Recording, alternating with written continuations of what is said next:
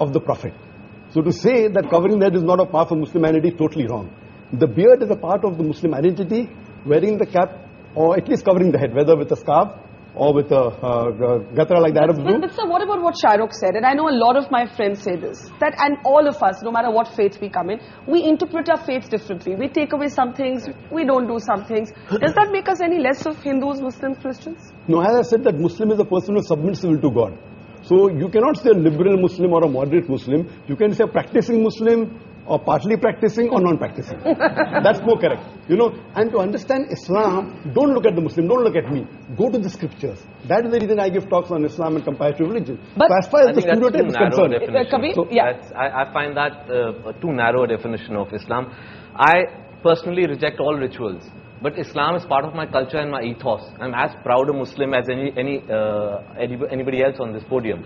But I don't have to wear it on my sleeve, and I think that's too narrow a definition of Islam. I'd like to make a point. Yeah. They talked about people being stereotyped because of the beard and the cap and the hijab. Then we should say that all Sikhs are stereotyped. Anyone who wears a turban and wears a beard. It's not the same, though. It's not the It's same. not the same. But what has happened, I'll tell you, in fact, India has become, in a strange sense, more liberal, because when Yusuf Khan entered the film industry and adopted the name of Dilip Kumar, that was a time when the whole of India was pretty prejudiced against Muslims, let me tell you. And Meena Kumari, who was she? She was also a Muslim. Why were all the names? Shah Rukh is an amazing example of a Muslim who is now the Badshah of Bollywood with a Muslim name. He didn't have to change his name. So something has happened. Would you have ever changed your name? To Akshay Kumar, yes. I would never change my name. But now the reverse is happening, Barkha. I know of boys who come from small towns, want to become actors. They change their name to Khan because they think that's the badge of honor. That's the way to go. Barometer of success. No, it's Khan or Kapoor. Sorry, Najib? But Dilip Kumar has now become Allah Rakha Rahman. Yeah. So that's the change. But now he's no longer a star. Yeah, Shah Rukh, you want to make a point, and then Soha and Madani. I just want to say one thing. That, you know, I just want to know very clearly, and I'm a Muslim, and I want to know: is it more important for me to look Muslim and see Muslim, or to feel Muslim? I fully respect the scriptures. I fully respect all the hadiths. I have read the Quran in my own way, in Arabic and in English. But I think its time has come, and this genuinely is an appeal, that it is more important to feel Muslim, to feel Hindu, than to look it. And if you do, if you do, it's absolutely cool. And if you don't, it's absolutely cool. Dr. I quick response to that, and I've got 2 guests waiting to speak. The best is to practice Muslim is number one. Yes. Appearing is important, but lower down. I'm not saying appearing is the most important. For a person to practice Islam is more important. Beard comes lower down. Beard is not in the 70 major sins that it's not there. But you know, what about what Kabir is saying? And there was a story of a young boy whom I interviewed, who studies in a convent school in Madhya Pradesh.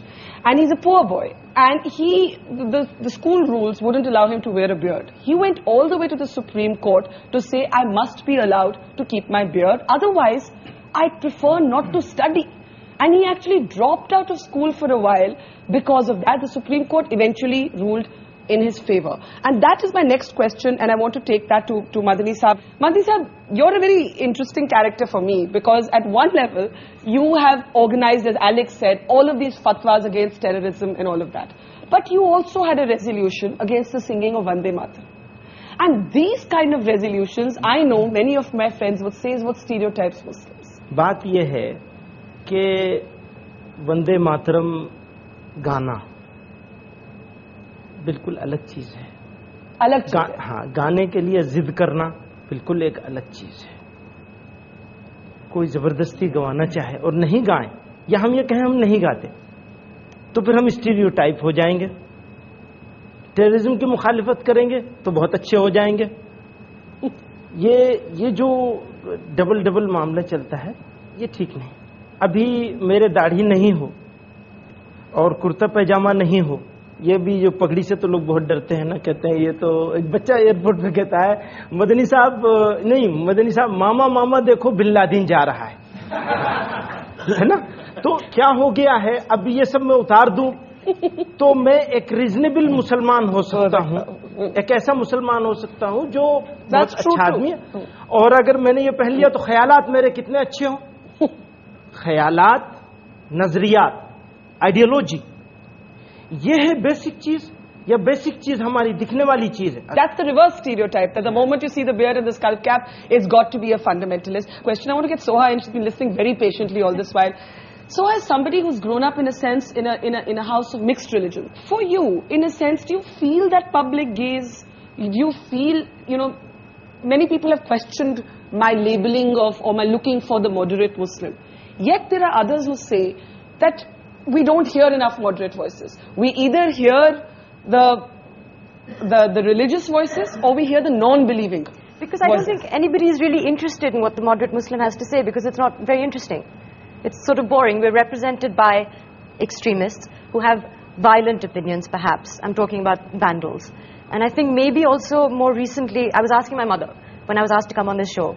I said, in your time when you married my father and you had an interreligious marriage, which presumably at that time, 40 years ago, was more controversial than it is today.